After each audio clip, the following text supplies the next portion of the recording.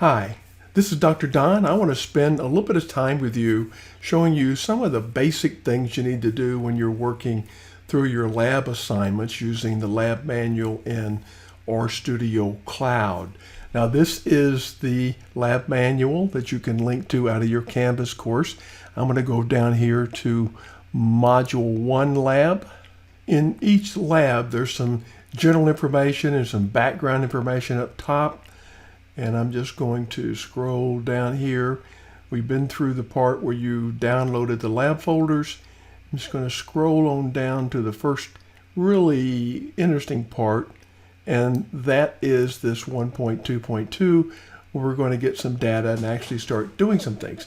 But we need to be doing that in RStudio. So let's jump over there into the cloud, sign in to your RStudio Cloud workspace. First thing we need to do is create a new project, a new RStudio project. And it's going to take a few minutes for it to deploy. Okay, here's the basic interface again.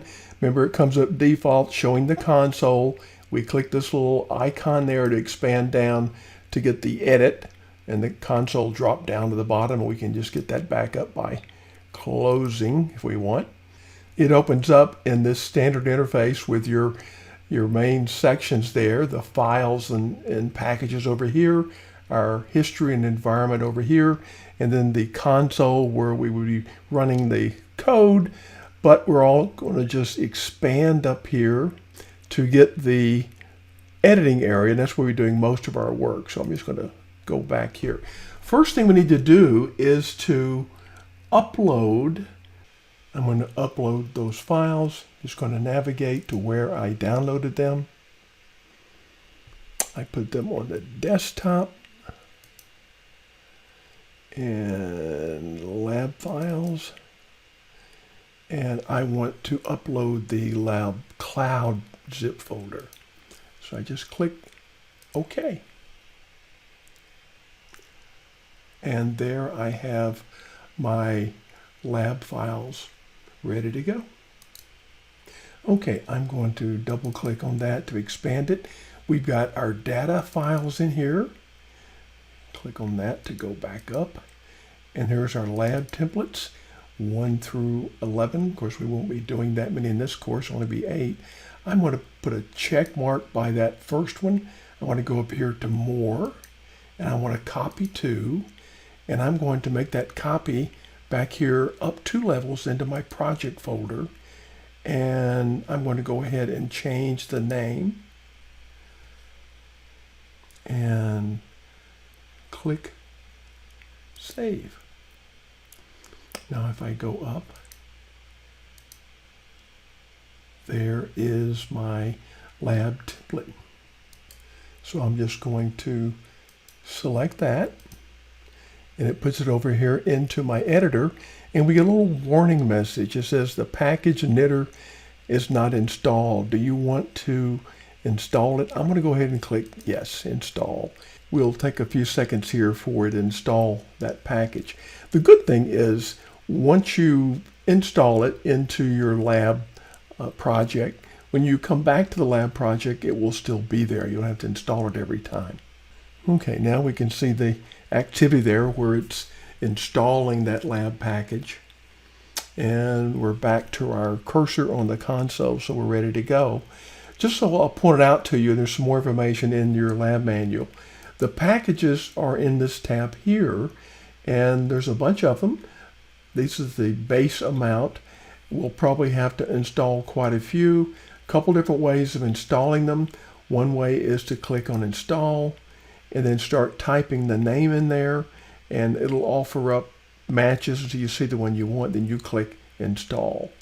But let's go over here and look at our script, our RMD file it's called. This is going to be your lab report. Now the top part we're just going to leave alone, other than the fact that I keep forgetting I've got to put my name in there. So I'm going to pause this and type my name. Got my name in. I just noticed I need to change the date as well. Okay. Now again, this first part we're just going to leave alone. As you go through your lab instructions, you will put your work inside this template. Here where it says copy and paste, we can just delete that. I'm just going to put some stuff in here that you'll be doing typing. And it'll be much like Word. And you'll put the first part of the exercise, then there's a generalization part, and then the third part is some questions that you'll write a little short answer in. So that's the basic lab format for everything we do. As you're working through there, periodically you can save when you add something. The little save icon becomes available, so you can click and save your work. And then what you'll do at the end, once you finish your report, or you can do it intermittently, is you will knit it together.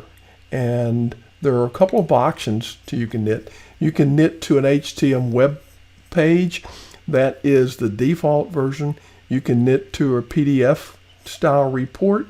You can knit to a Word document. Now here in our class, we will either ask you to submit the HTML file that it creates, or the PDF file, or both. I'm just going to click on HTML here, and it'll take a few seconds to start running while it's knitting. And it shows here that we've got some additional packages. Do you want to install these? Yes. And we'll just let it get to work. It's going to take a few seconds here, so I'm going to pause. So let's go over here and look at our lab report. And I'm going to walk down here a bit. The first one, it says we're going to get some data. And actually what we're going to do here, we're going to generate some data with this R code. Now the nice thing about this particular way we've got the lab manual set up, you could just do the old-fashioned copy and paste, but that can be a little bit frustrating sometimes, particularly when you got long lines of code and you miss one leading or trailing character there. So what I find is really nice on this particular version, we've got this little icon over here that you can hover over, and you're going to copy it to your clipboard and then go back to your RStudio here, and I'm going to make some space here. And what we need to do, this is code, so we need to put this in as code. And you need to build what some people call the sandwich. You can build it manually. I find it better and easier just to go up here to this little plus, insert a new code chunk instead of a sandwich. Click on that, and it gives you various ones you want. We want R, of course. And you can see what they call it the sandwich. There's little 3 backslashes on top and 3 backslashes below. The R with a bracket, and it can get fancier. This is the basic one. We've got our insertion cursor, so I'm just going to go Control V in Windows. I forget what it is in Mac, but you probably know if you use Mac. That is my little code snippet. Now that's when magic happens. See over here on the right side, we now have some little icons there that looks very much like a play button, and that's what it is. We can just run that code, and you can see R, in this case, built a histogram based on this particular code set. Now we'll talk about that a little bit more in the future labs, what we're doing here, generating this data distribution. But that's pretty neat. Another way you can run this, which is I don't necessarily recommend, you can copy out just that part there and go down here into the console, copy paste, and then I'm going to hit run, and you can see it runs again, but now it puts the plot over here in this side. It's not inside your document, and since you're going to knit this document and submit it, it's a lot easier just to run it right up there. Okay, how about that? Jumping back into the lab assignment, I'm going to scroll down here, if I can get it to scroll. And we've got some additional stuff here. Here, it talks about the lab data, but we already have that. And I'm going to run this code here. You can see it's going to give us information about the New York City films. It's from the Open Data Network of New York. You can actually go there and get more data if you want. But I've already given you some here.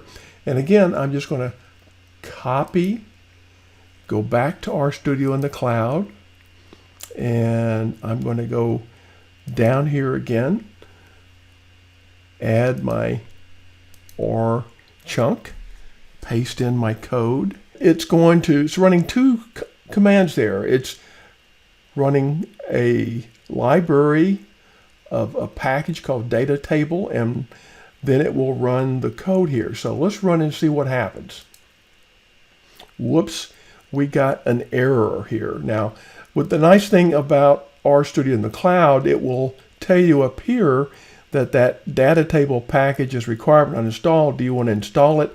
We can just go ahead and install it there. Now, I like to leave these alarms showing here, so I don't click that. So I'm just going to click install. Wait a little bit. Okay, let's see if it installed. I'm going to go over here in this section and click on packages, and we want data table. There it is. It should be there.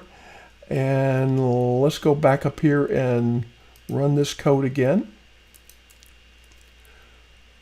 Whoops, it says error in fread. Does not exist. And looking over here, I see what I did. The default path there is just to project data, and I forgot that my data file is inside there. So I'm going to click here and go to more, move, and I want to go up to project and click choose.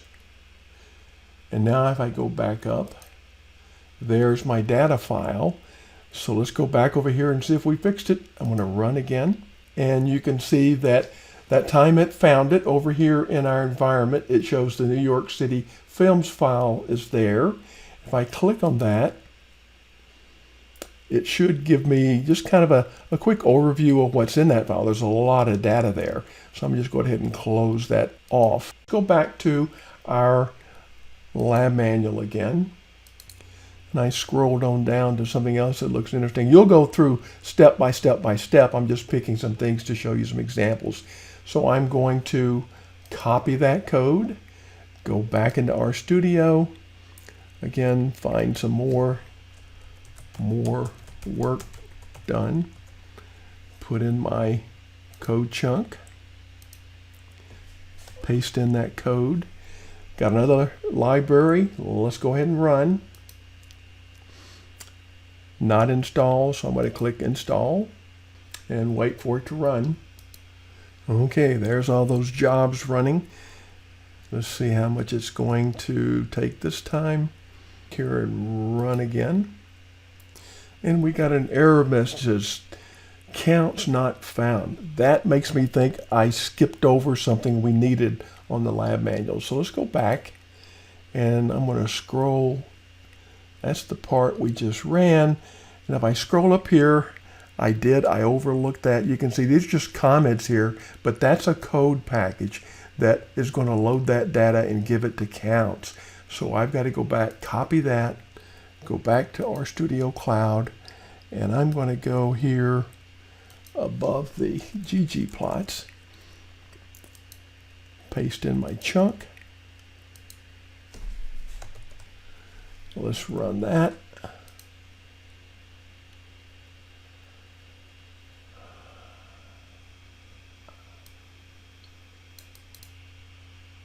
So this was interesting. In my rush through there, I'm hitting the fact that I left out some steps, so I just want to emphasize to you, go through step by step by step here as you go down. Don't do it like I was doing here and rushing a bit. So I went back and found the piece I was missing, and now I think that was the library dippler, and ran that. Let's just see, run that. So it ran that time. Now I'm going to do the ggplot. And there we have a nice histogram of the permits in each of the boroughs. So I'm going to stop here. I showed you some of the things you will run into when you're doing these labs. Again, I just encourage you to slow down and go step by step through the lab instructions. Make sure you run everything. And if you hit a snag that you can't fix, reach out and grab your instructor and we will help you out. Final thing I want to do is to save this, and then I want to knit it.